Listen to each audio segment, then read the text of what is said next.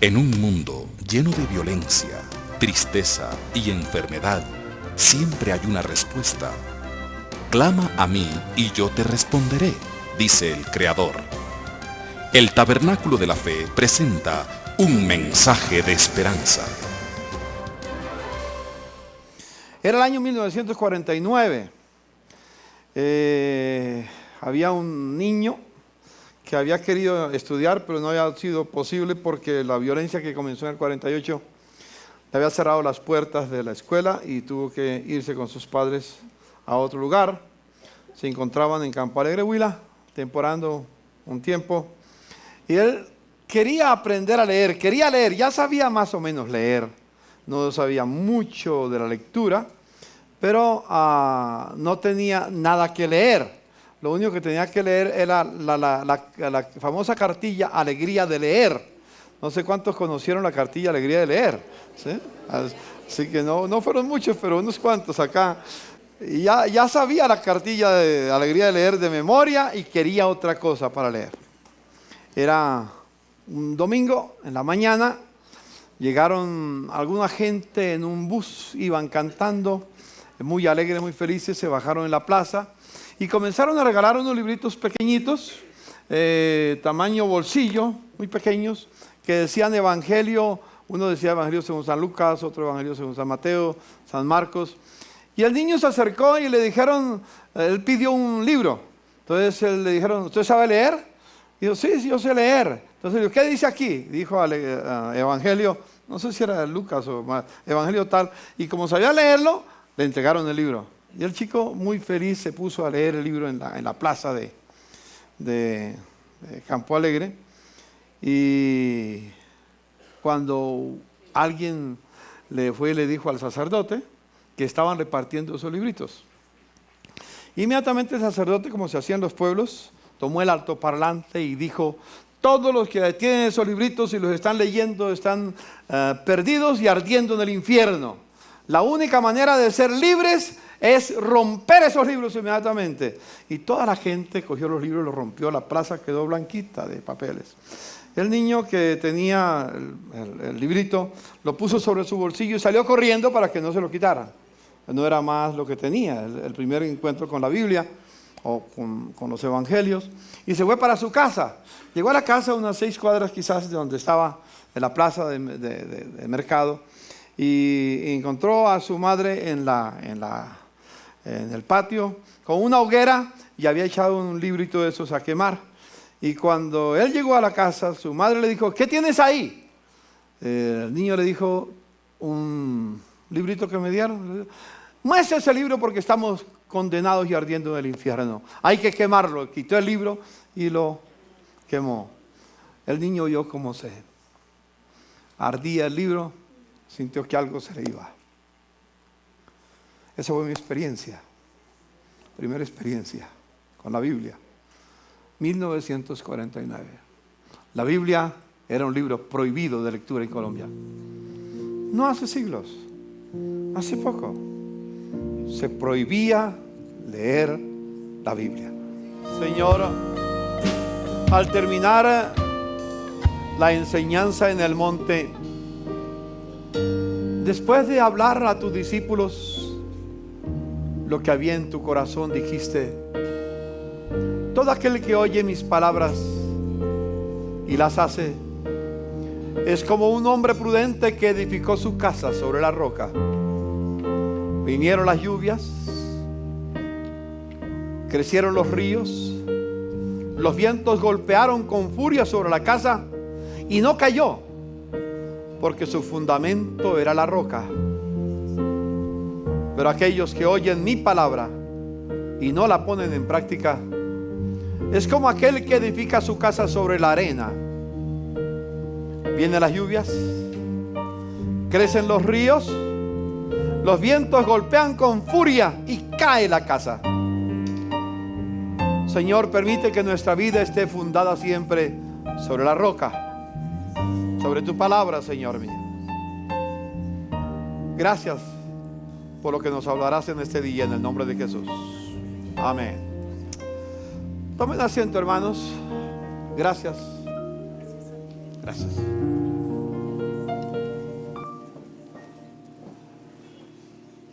Hace 15 días estaba en Puerto Rico y tuve un tiempo muy especial con una persona que hacía tiempos quería conocer. Había leído algo de sus libros, había estado expuesto a algunas de sus enseñanzas por video, una conferencia en directo que tuvimos, y sabía que debía de hablar con él. Por las cosas del Señor, nos asignaron a él y a mí un apartamento frente a la playa, muy bonito, pero no fui a la playa. La vi solamente por la ventana. Pero tuvimos mucho tiempo, los dos habitaciones, solos, apartamento dieron lo mejor que podían, y tuvimos mucho tiempo para conversar. Después seguí mi viaje, nos quedamos de ver en Miami, y el jueves de esta semana me reuní con él en Miami. Le hice la invitación para que nos visitara en Colombia. Vendrá a fines del mes de agosto, el fin de semana de agosto, estará con nosotros. Es una persona muy conocida en el mundo, en España especialmente. Él es español, pero vive en Miami hace unos pocos meses. Se vino del todo para tener más contacto con América Latina, es cristiano. Es, a mi entender, el mejor historiador, el hombre que más conoce la historia en el mundo hispanoparlante. Acaba de escribir un libro, fue lanzado el miércoles de esta semana que terminó, en España. El libro tiene como título, no sé cuándo lo traeremos a Colombia, lo están publicando en España primero, estoy tratando de pedir una copia ya. Los secretos de la Iglesia Católica Romana. Es un libro de cerca de 1000 páginas, lleno de documentos extraídos de la historia de la Iglesia Católica y cómo se pone al descubierto todo lo que dentro de la Iglesia Católica, desafortunadamente en el pasado, se realizó, se hizo. Ha causado mucho escozor en este momento. El clero está muy enfurecido con él, porque se puso a la luz pública la historia real, lo que no se debe nunca de esconder. La historia siempre, tarde o temprano, sale a la luz. Recordámoslo bien. Estábamos conversando el tema que yo le pido que compartamos en Colombia. Le sugerí un tema. El tema es los peligros que enfrenta el cristianismo en el siglo XXI. ¿Cuáles son los peligros que enfrentamos? ¿Estamos conscientes de esos peligros que tenemos? ¿O estamos marchando como barco a la deriva sin saber a dónde vamos a naufragar? Le di los temas, los afinamos, y uno de los temas yo quiero avanzar en este día. Él lo tocará en otra dimensión cuando venga, pero fue un tema que yo le sugerí. Y yo lo he titulado esta mañana, el analfabetismo bíblico de los cristianos. Escúcheme, el analfabetismo bíblico de los cristianos. Hay una tremenda preocupación que crece en nuestro corazón de ver que los cristianos cada día sabemos leer, hacemos grandes estudios, vamos a la universidad y hacemos muchas cosas, pero somos analfabetas en el conocimiento de la Biblia. Tenemos la Biblia, y yo les aseguro que no hay nadie aquí que no tenga la Biblia, y tal vez tienen más de una versión en la casa, y la tienen bien colocada en su estantería, en su biblioteca, un libro muy bonita. Tal vez compró una edición de lujo, posiblemente, muy bella. Quizás tiene una especie de atril en su casa, tiene la Biblia abierta en el Salmo 91. Porque ahí dice que no te sobrevendrá mal ni plaga tocará tu morada. Entonces la tienen para que no entre ningún mal a la casa. La tienen como un amuleto. ¿Sí? Tal vez la tienes en el iPad, o posiblemente la tienes en el iPhone o en el computador. Cuando ustedes, quiero decir, cuando ven la noticia aquí, el aviso que sale que apague su celular, tenemos que mejorarle el aviso, porque la verdad, usted puede utilizar el celular si es para leer la Biblia.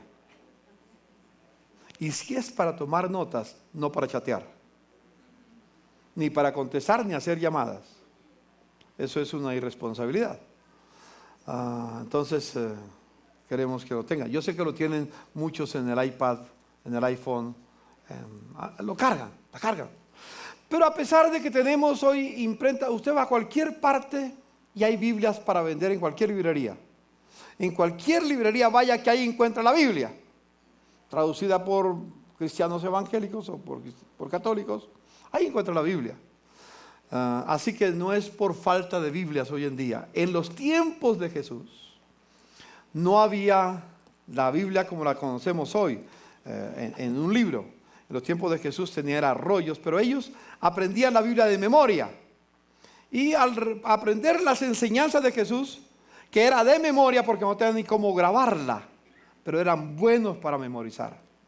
Los evangelios fueron escritos recordando las palabras que Jesús dijo unos 30, 40 años más tarde, o 20 años más tarde. Y escribieron los evangelios recordando por la vía del Espíritu, claro, pero escribieron lo que Jesús les había dicho, porque lo memorizaban y lo repetían de generación a generación.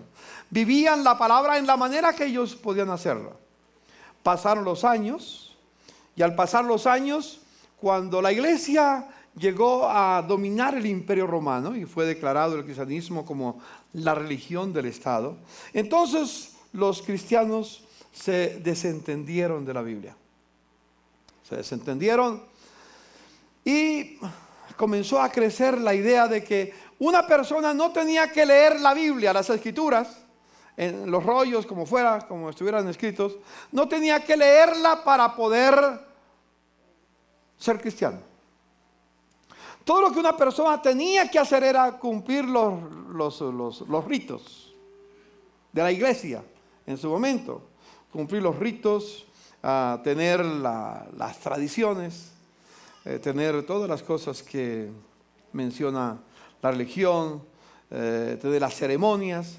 Y si una persona cumplía las ceremonias, se confesaba, tenía los ritos, los cumplía, y era suficiente, no necesitaba leer la Biblia. No necesitaba leer las Escrituras. Entonces es natural que el cristianismo dominante del momento nunca se preocupó por enseñarle al pueblo a leer. No había que enseñarle al pueblo a leer. ¿Para qué? Si podía ser cristiano sin leer la Biblia. Y así comenzó no la memorizaban, simplemente cumplían los requisitos religiosos para hacer las ceremonias y los ritos que se pedían. Ahora eso sucedió por muchos años, por siglos. El gran debate que sucedió en el siglo XV, lo que se llama la Reforma Protestante, el siglo de la Reforma, siglo XV, siglo XVI, fue por el lugar que debía tener la Biblia en la mente y el corazón de los cristianos. La iglesia dominante del momento creía que no era necesaria la Biblia. Es más, estaba prohibida leerla.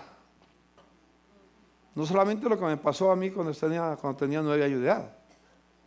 Y aquí hasta el año 1965, 67, 70, se prohibía leer la Biblia en Colombia. No estoy hablando de siglos, estoy hablando de pocos años, de la generación que todavía estamos viviendo. Se prohibía leer la Biblia. No se podía. Después entonces lograron, la Iglesia Católica se fue dando cuenta que no estaba haciendo bien porque no podía detenerlo. Entonces publicó las Biblias, la Biblia de Jerusalén, la Biblia del Padre Ocio y otras versiones, pero con notas explicativas. Lo importante no era que leyera la Biblia, lo importante era que leyera las notas. Entonces seguíamos, aunque se abría la situación, seguía una situación muy, muy similar a lo que acontecía. La providencia de Dios es maravillosa, porque en el mismo año que Martín Lutero colocó, o en la misma época que Martín Lutero colocó las 95 tesis en el templo de Wittenberg, estamos cumpliendo 500 años en el 2017. Vamos a celebrar los 500 años de la Reforma evangélica o protestante, como los llamaron en su momento, porque era una palabra despectiva. Se llamaron a los que leían la Biblia, Los reformadores lo llamaban así, o la Iglesia Católica, la tradicional, la llamaba así. En ese mismo tiempo, por las cosas del Señor, se inventó la imprenta. Y el que inventó la imprenta, Gutenberg, era cristiano. ¿Sabe cuál fue el primer libro que se publicó en la imprenta? La Biblia. La Biblia fue el primer libro que se imprimió. Y se imprimieron por toneladas, y comenzaron a llevarlas en asnos, en bestias, en animales. La gente iba de un lado a otro llevando siempre el Nuevo Testamento, la Biblia completa, para darla a conocer. Cuando la jerarquía de la iglesia en ese momento se dio cuenta de lo que estaba pasando, ordenó destruir todas las Biblias. Y ordenó matar a todos los que tuvieran la Biblia. Expropiarles todo lo que tenían. Leer la Biblia era un gran conflicto, gran problema. Pero déjeme decirle, gracias a Dios, la verdad ha triunfado. Amén. Y hoy, en cualquier parte de la Biblia, de la tierra, se puede leer la Biblia. Aleluya, amén. Denle un aplauso al Señor. En cualquier parte de la tierra podemos leerla.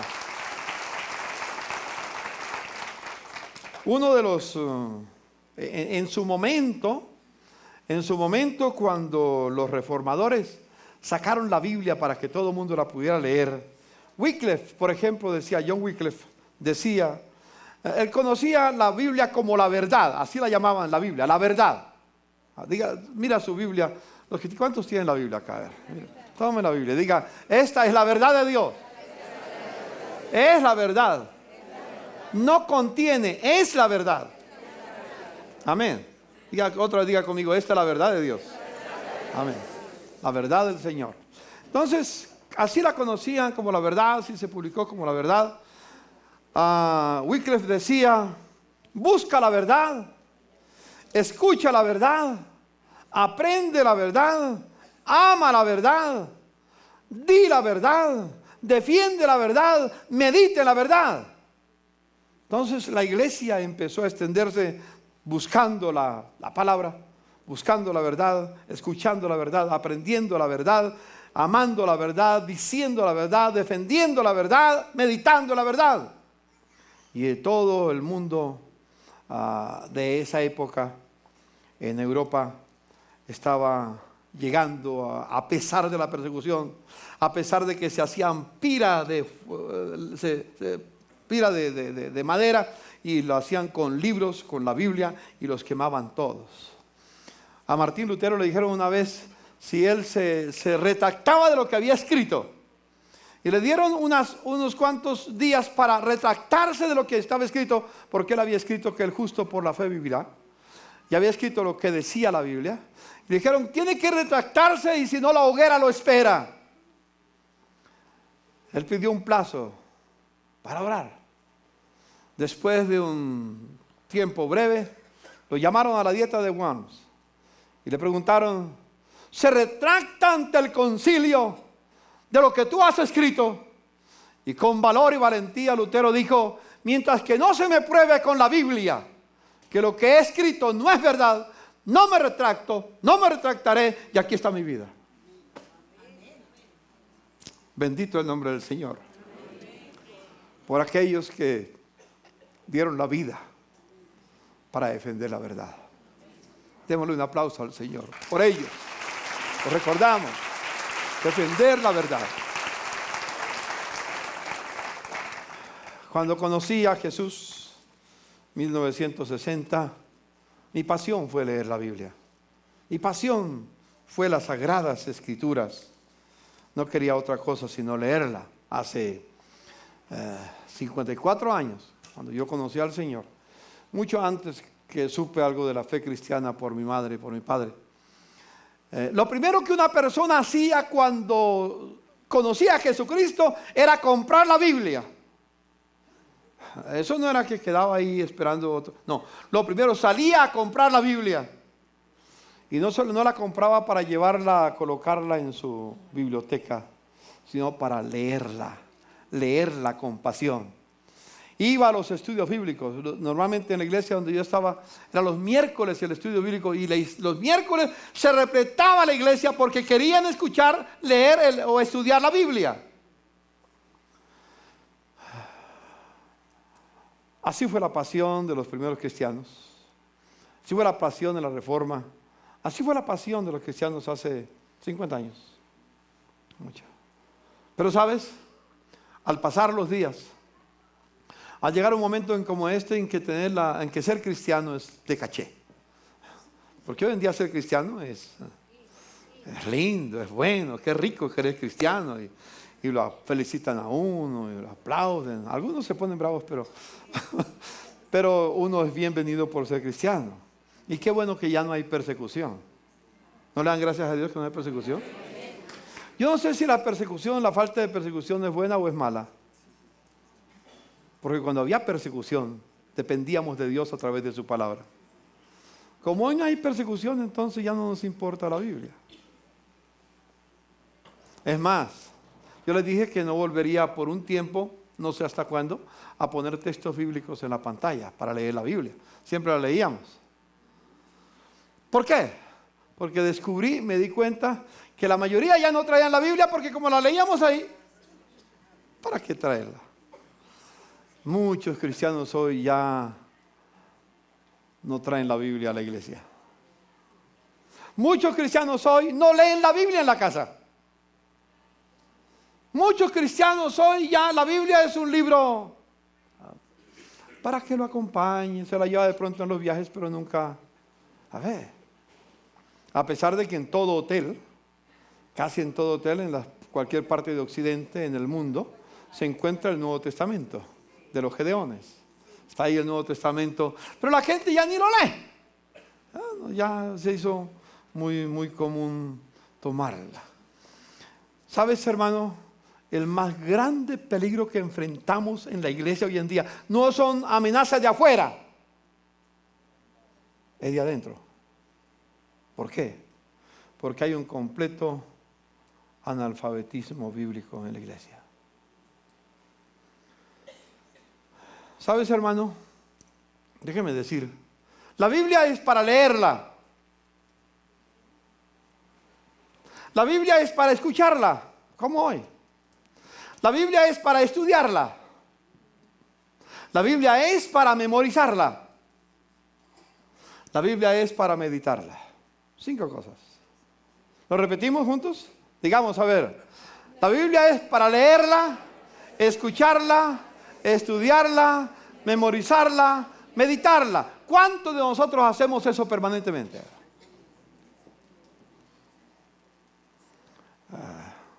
Yo sé que no pregunto cuándo tienen la Biblia, porque eso sería insensato preguntar. Todos tienen la Biblia. Yo creo que tienen más de una Biblia en la casa. Yo tengo como unas 40, 50 Biblias en mi casa. Y tengo distintas versiones. Hay muchas que no puedo ni leer siquiera, pero me las regalan y ahí las tengo. Qué lindo tener la Biblia. Pero no, la Biblia no es para tenerla. La Biblia es para, repetimos, para leerla, escucharla, estudiarla, memorizarla y meditarla. Eso es lo que es la Biblia. Pero déjenme decirles algo que uno descubre a medida que empieza a profundizar en esto.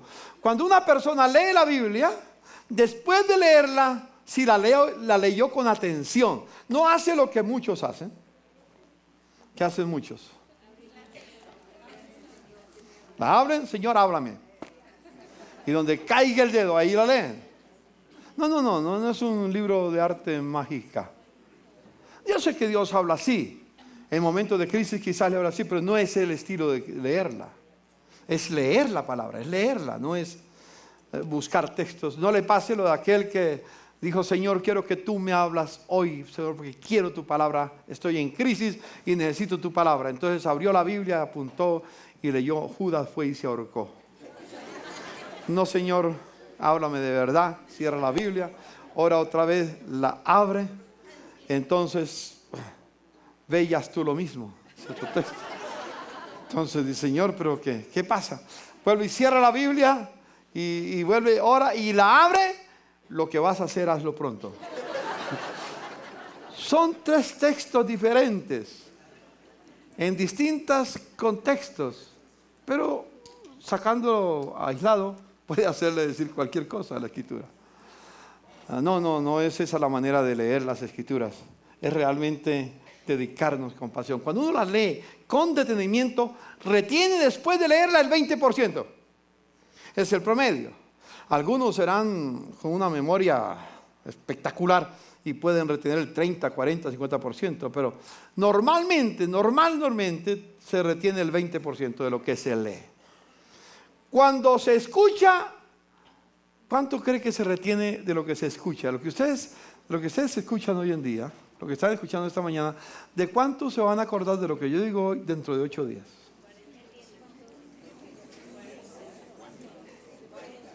Si les va bien, si ponen atención, el 10%. El domingo anterior, quizás por el mensaje que dieron los hermanos de Jucún, que era más ilustrativo, pueden recordarse algunas historias. Pero yo les digo, el mensaje que hace 15 días predicó mi hermano Rafael Cerna en este culto, ¿cuántos se acuerdan de qué dijo? Puede ser que algunos se acuerden del texto, lo que sea. Sí, del amor, pero ¿qué dijo del amor? Claro, era la marca del cristiano. Yo les había dicho, hablen de la marca del cristiano, que es el amor. Pero, ¿qué dijo? Uno se acuerda solamente el 10%. Él habló por unos 45 minutos. De 45 minutos ustedes lo resumen en 2 minutos, en 1 minuto si acaso. Porque es lo que se acuerda. Y puede ser que lo que yo enseñé hoy en día, a menos que no tengamos una actitud distinta, dentro de 8 días, si yo les pregunto de qué hablé, el 10% vamos a recordar. Entonces, es bueno, se necesita leerla, se necesita escucharla. Si la leemos y la escuchamos, ya tenemos el 30% por lo menos. Pero si una persona no solamente la lee y la escucha, sino que la estudia, cuando una persona estudia la Biblia, retiene el 50% al estudiar. Al estudiarla, el 50%. Entonces, si la lee, la escucha y la estudia, ya es el 80%. El otro 20% descansa en memorizarla y meditarla. Entonces necesitamos 5 cosas para poder entender, para no ser analfabetas bíblicos. ¿Me comunico? No se ofendan por la palabra. No se ofendan si le digo que somos una iglesia analfabeta. No, pastor, yo sé leer y escribir y sé hasta griego, inglés, sé francés, sé alemán, sé... Yo estoy hablando de conocimiento bíblico. Si no la leemos, si no la escuchamos, si no la estudiamos, si no la memorizamos, si no la meditamos, somos analfabetas bíblicos. Y hay que acabar con el analfabetismo bíblico. ¿Dicen amén? Amén. Ustedes me preguntan cuál es la iglesia que usted sueña, pastor. Una iglesia que conozca la palabra. Una iglesia que vive en la palabra. Una iglesia que no es analfabeta bíblico, sino que conoce las Escrituras. Que cuando yo enseño, ustedes no simplemente aceptan porque yo enseño, sino que buscan en la Biblia para saber si lo que el pastor dice, lo dice la Escritura. No importa quién está aquí parado predicando, así venga Billy Graham, así venga Luis Palau, así venga quien venga, a hablar de la palabra de Dios, dar un mensaje espectacular. Ustedes siempre prueben si lo que la persona que está aquí de pie dice está conforme a la palabra de Dios. Si no lo está, ámenlo, pero rechácenlo. Rechacen lo que dijo. Porque lo más importante no es la persona, es la palabra. Amén. Le dices a tu hermano, lo más importante no es la persona, es la palabra. Esa es la palabra que tenemos que edificarnos todos nosotros. Iglesia del Señor, terminamos nuestro analfabetismo bíblico para poder volver a ser lo que se llamó la iglesia hace siglos atrás. La iglesia, el pueblo del libro, así se llamaba. Cuando yo me convertí, éramos todavía el pueblo del libro. Porque yo recuerdo que todos los domingos, o el miércoles o el viernes que íbamos a la oración, lo que sea, cualquier día, siempre cuando salíamos de la casa íbamos con la Biblia debajo del brazo. Siempre. Hoy en día no, ¿ya? Muy pocos la llevan. Y espero que si no tiene una Biblia, cómprese una. Dígale a su hermano que está a su lado, si no tienes una Biblia, cómprese una. Cómprala, cómprala. Por favor, no la compre en edición de lujo. Compre una Biblia común. Esta quizás es muy grande, pero a mí me gusta porque tiene márgenes muy ricos para escribir al lado. Cuando estoy leyendo y empiezo, entonces tiene de margen amplio, se llama esta. La versión es la misma, solo que la presentación es diferente y por eso hace que sea gruesa la escritura. Pero bueno, quiero leer, por ejemplo, 2 de Timoteo capítulo 3. Y en el verso 14, el apóstol Pablo está ya para ser entregado. Le queda mucho tiempo, muy poco tiempo para vivir, porque ya César ha decretado que tiene que ser muerto, decapitado, el apóstol Pablo. Entonces él escribe la última carta que yo creo que escribió Pablo, la segunda carta a Timoteo, la última carta que escribe. Le escribe a Timoteo diciéndole en el verso 14, pero tú permanece firme en lo que has aprendido y de lo cual estás convencido, pues sabes de quiénes lo aprendiste. Desde tu niñez conoces las sagradas escrituras. ¿Cuándo Timoteo aprendió la Biblia? Empezó a aprender. De su niñez, desde su niñez. Yo hubiera querido aprender la Biblia desde mi niñez, pero mis padres lo ignoraban. No conocían la Biblia. La conocí más tarde, gracias a Dios porque la pude conocer. Amén. Pero hubiera querido conocerla desde que nací, desde mi niñez. Yo procuré con mis hijos, con Fernando, con David, con Alexandra y con Marisa, procuré que aprendieran la Biblia desde niños. Me faltó más intensidad, reconozco, me faltó más intensidad para hacerlo. Pero ¿dónde se debe aprender en primer lugar la Biblia? ¿En la iglesia? En la casa. Dígale a su hermano, es en la casa donde hay que estudiar la palabra del Señor. Es en la casa donde se conoce las escrituras. Ahí tiene que aprender, ahí tiene que empezar. ¿Cuántos padres hay aquí que se sienten responsables y le están enseñando a sus hijos la lectura de la Biblia en su casa? La inmensa mayoría, por ignorancia, seguro, quiero entenderlo, por ignorancia no lo hemos hecho. Permite el Señor que todo cambie a partir de hoy. Y que el primer libro que se abre todos los días en la casa es la Biblia. Amén. No se prende la televisión, se abre las Sagradas Escrituras para leerla con la familia. Amén.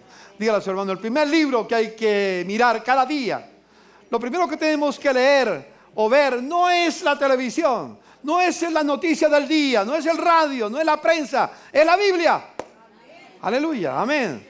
Dele un aplauso al Señor y diga, lo primero es la Biblia, lo primero.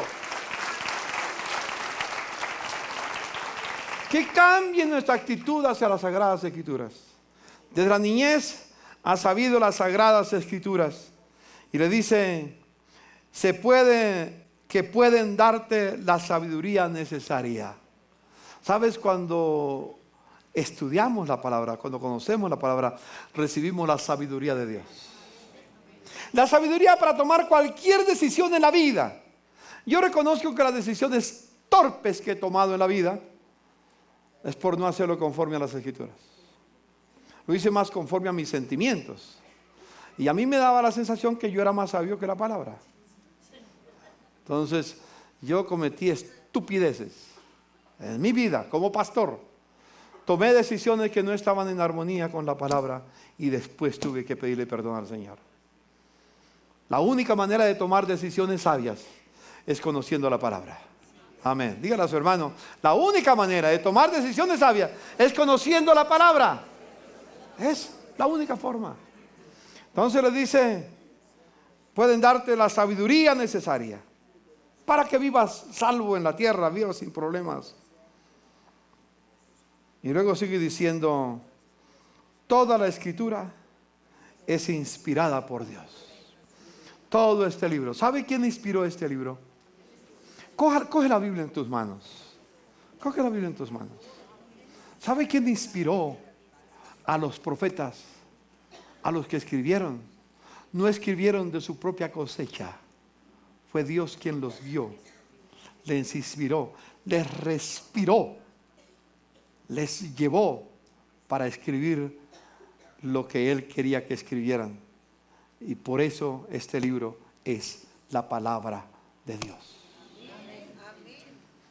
Qué riqueza tiene, ¿no es cierto? ¿Sabes, hermano? La Biblia es más valiosa que cualquier tesoro en la tierra. Más valiosa que el oro, que las piedras preciosas, que cualquier cosa que usted se pueda imaginar en la tierra. Lo más inteligente, lo más sabio, lo más bello, lo más rico, lo más hermoso es las Sagradas Escrituras. Cuando Dios le escribe a través al pueblo de Dios en Oseas, le dice: Él les ha escrito las grandezas de mi ley y ustedes las tuvieron por cosa extraña. Dios nos escribió.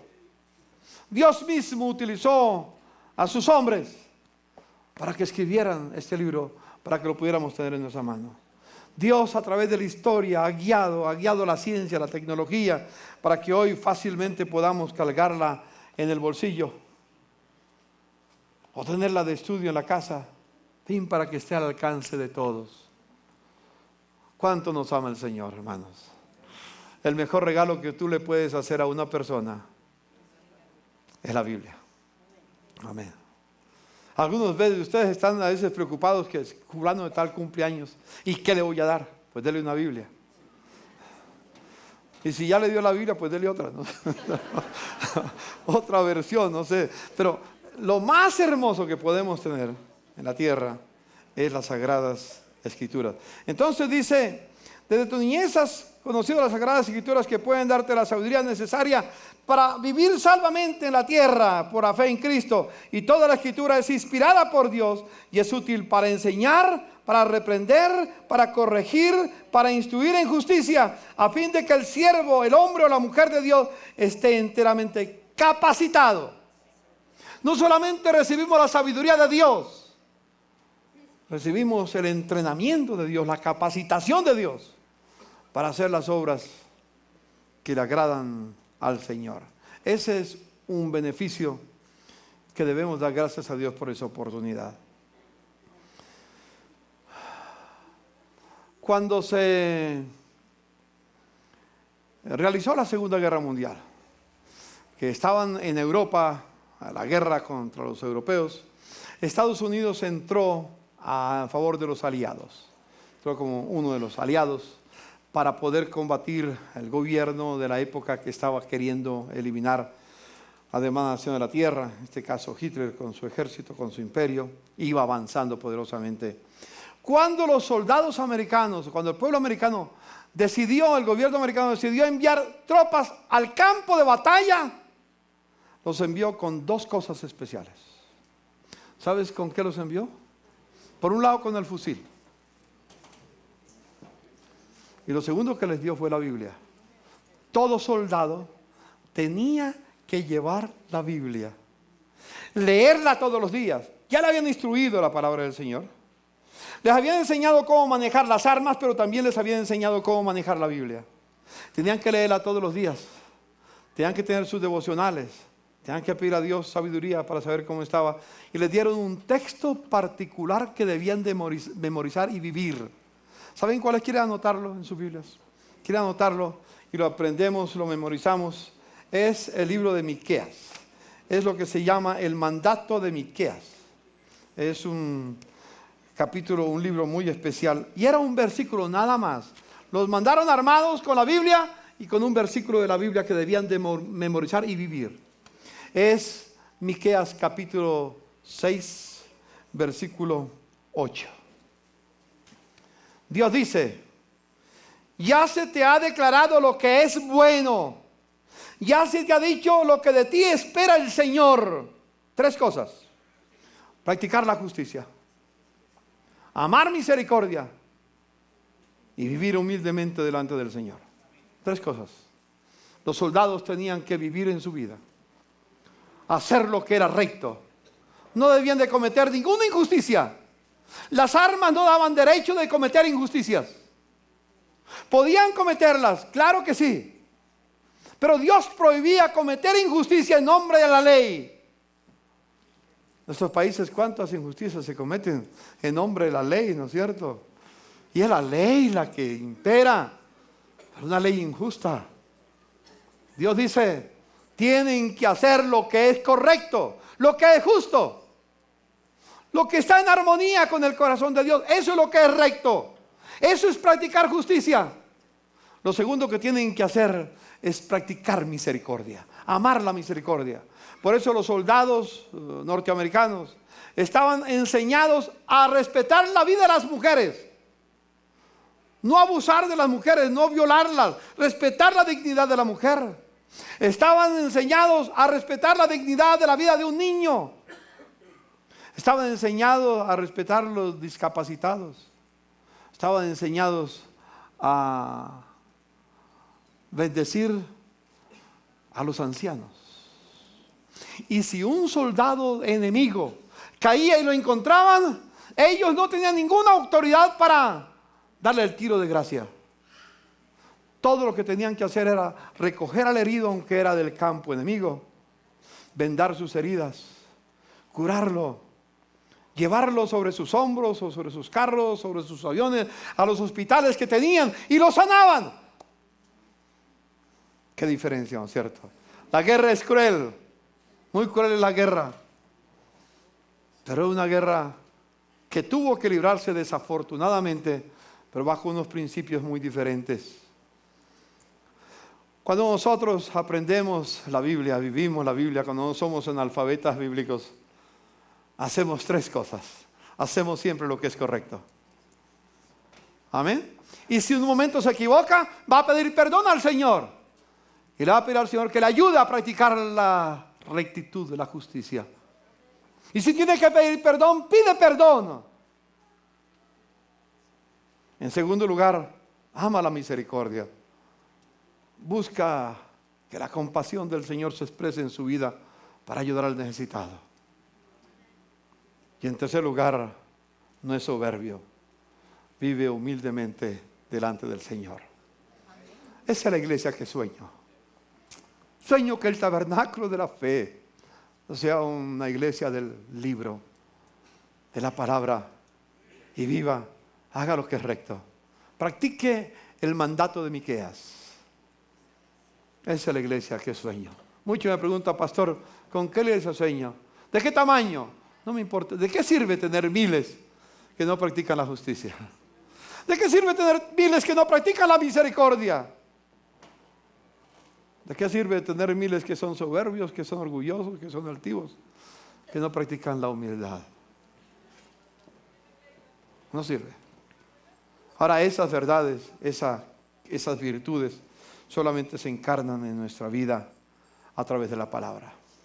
Un tercer beneficio que yo descubro en la palabra del Señor es cuando una persona conoce la Biblia, se encarna en su corazón un pensamiento. ¿Sabes cuál? Vivir para agradar a Dios.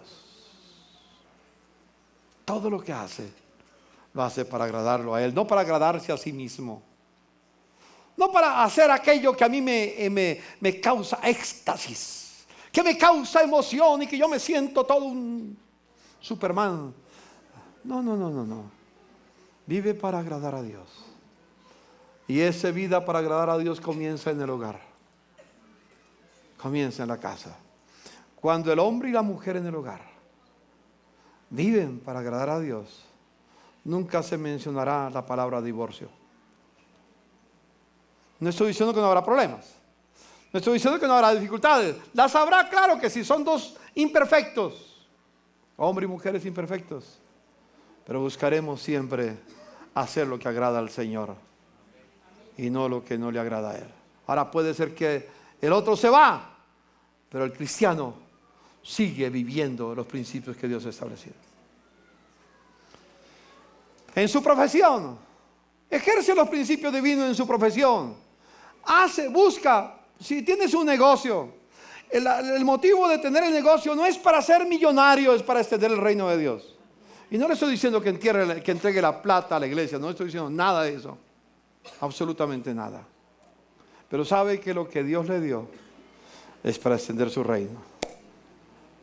Y cuando hace lo que a Dios le agrada, Dios le va a dar más. Y le va a dar más. Porque sabe que nunca el dinero será la raíz de todos los males para él o para ella. Porque el amor al dinero, no el dinero, el amor al dinero es la raíz de todos los males. Dígale a su hermano, el amor al dinero, la raíz de todos los males. No el dinero no es bueno, no es malo. Es el amor, es la actitud que yo pongo al dinero. Eso es lo que es bueno o es malo. Entonces, mi profesión la ejerceré para que el Señor sea agradado. Mis relaciones iguales. Déjeme terminar. El tiempo se me fue. Voy a terminar diciendo algunas cosas sencillas. Vamos a verlas en la pantalla. La primera cosa que yo quiero decir, la Biblia es verdad, aunque usted no crea en ella.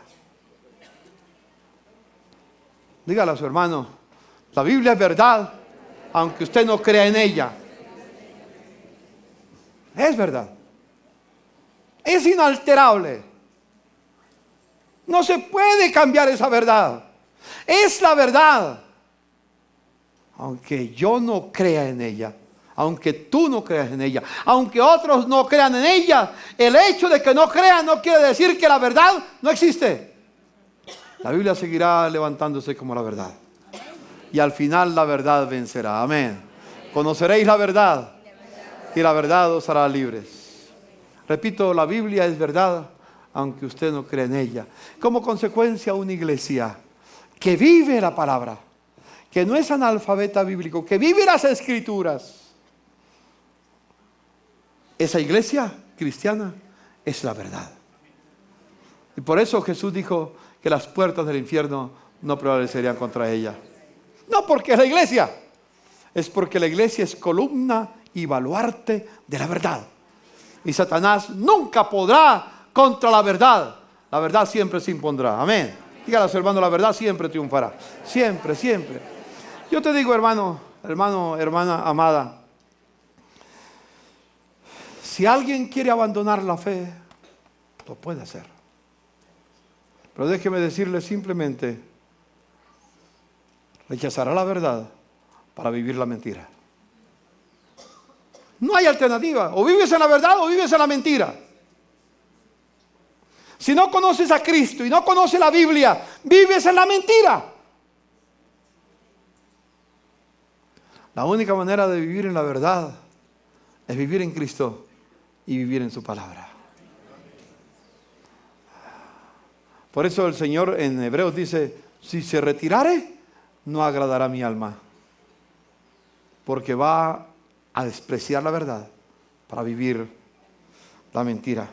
Entonces, permítame decir al final, terminemos con el analfabetismo bíblico. Terminemos. ¿Está dispuesto a terminar con el analfabetismo bíblico? ¿Está dispuesto a terminar con él? Le das gracias a Dios por la palabra. ¿Qué debemos hacerla? Debemos leerla, escucharla, estudiarla, memorizarla, meditarla. Aleluya. Amén. Bendito el Señor. Permita el Señor que podamos memorizar la Biblia. Les voy a animar para de hoy a 8 días. Y usted se la va a repetir a su hermano. Vamos a memorizar Segunda de Timoteo capítulo 3 versículo 16. ¿Está bien? Segunda de Timoteo capítulo 3 versículo 16. Toda la escritura es inspirada por Dios, útil para instruir, para redarguir, para enseñar. El verso 17 sigue diciendo, hasta que el hombre sea enteramente preparado para toda buena obra. Amén. Amén. Gracias, Señor, por el tesoro que nos has dado en tu palabra, Señor. Nació de tu corazón, nació de tu sabiduría, de tu inteligencia, de tu conocimiento, Señor mío. Nos la dejaste para guiarnos por el camino de justicia, de rectitud, para vivir una vida que te agrade, Señor mío. Permítanos regresar para ser el pueblo del libro, Señor mío. Si el libro no lo enseña, Si el libro está en contra, no lo haremos, Señor. Pero si tu libro, si tu palabra nos inspira, nos anima, lo viviremos, Señor. Gracias por la Biblia. Gracias por la palabra. Gracias, Señor. Podemos amar tu palabra. Aleluya. Amén, amén, amén. ¿Por qué no tomas la Biblia en tus manos y la pones contra tu pecho y le dices: Señor, cuánto amo tu palabra? Cuánto amo tu palabra. Que todo el día sea en ella mi meditación. Solamente tu palabra me sostiene. Porque no solo de pan vivirá el hombre, sino de toda palabra que sale de la boca de Dios. Bendice a Dios por la palabra y ámela. Y que Dios les bendiga. Amén.